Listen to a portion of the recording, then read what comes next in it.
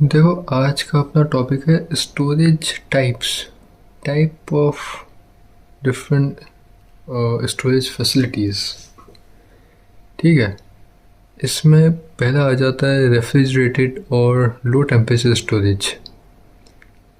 इसमें जनरली जो refrigerant use होता है वो होता है फ्रियोन, अमोनिया या मिथाइल क्लोराइड। जनरली फ्रियोन का यूज़ करते हैं जो कि नॉन टॉक्सिक है ह्यूमंस के लिए और आपके एग्रीकल्चरल प्रोड्यूस के लिए भी, इसलिए वो ज़्यादातर यूज़ होता है।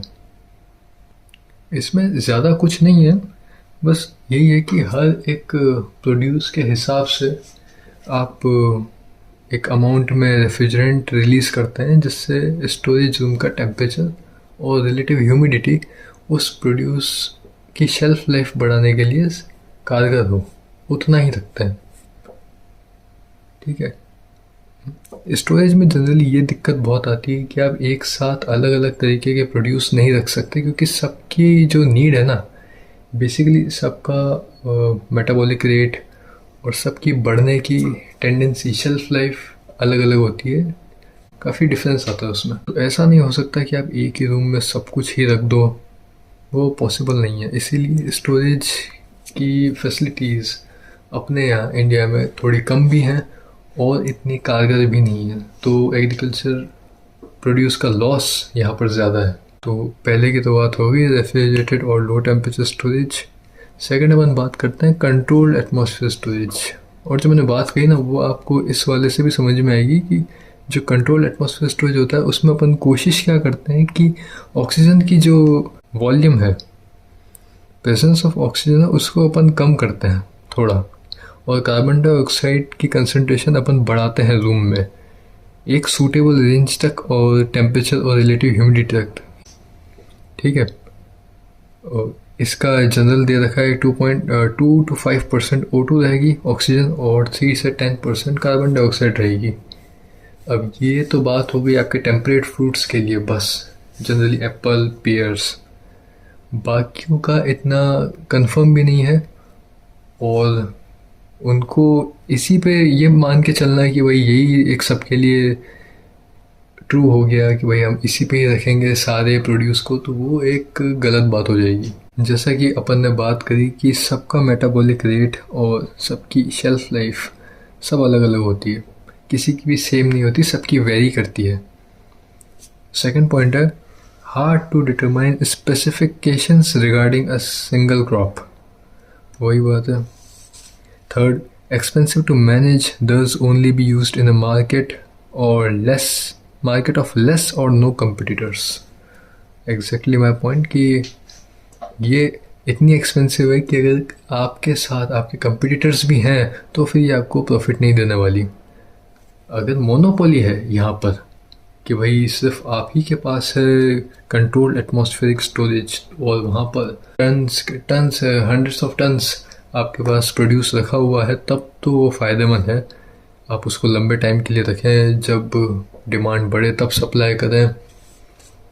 लेकिन हल्के से भी कंपटीशन में ये इसको मैनेज करना इतना इजी नहीं है। Then it reduces respiration rate as well as the certain physiological disorder such as chilling injuries. अब आप एटमॉस्फेयर ही कंट्रोल करके रखोगे तो चिलिंग इंजरी होने के चांसेस बहुत कम हो जाते हैं। चिलिंग इंजरी होती तब है जब आप सिर्फ बर्फ़ पे रख दिया आपने, ठीक है, या आपने पानी में रख दिया बहुत ठंडे पानी में, तो अब चिलिंग इंजरीज और ये रेस्पिरेशन रेट्स की डिसऑर्डर्स की दिक्कत होती है।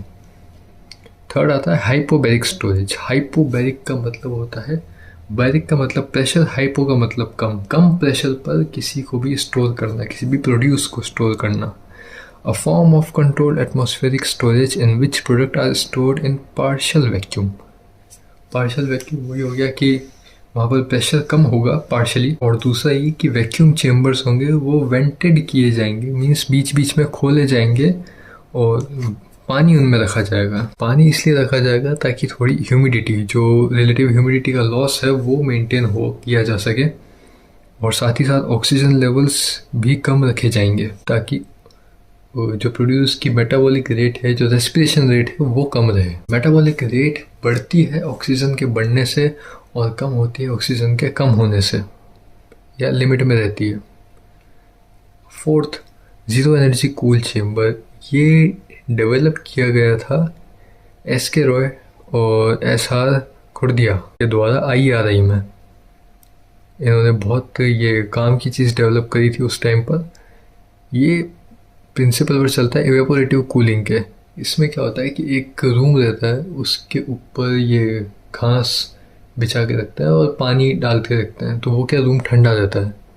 और जैसे जैसे गर्मी पड़ती है ये पानी इवेपोरेट होता है, इवेपोरेट होगा तो ठंडक और बढ़ेगी और पानी उड़ता रहेगा, तो आप इसके ऊपर और पानी का छिड़काव कर सकते हैं। इससे जो फार्म प्रोड्यूस है वो इजीली स्टोर किया जा सकता है कुछ थोड़े टाइम के लिए। ये बहुत अच्छा डेवलपमेंट था जो किसान बहुत बड़े पैमाने पे यूज़ भी करते हैं। फिफ्थ है मॉडिफाइड एटमॉस्फेरिक स्टोरेज। ये रिकमेंड किया जाता है जनरली ग्रीन वेजिटेबल, रूट्स और ट्यूबर्स के लिए।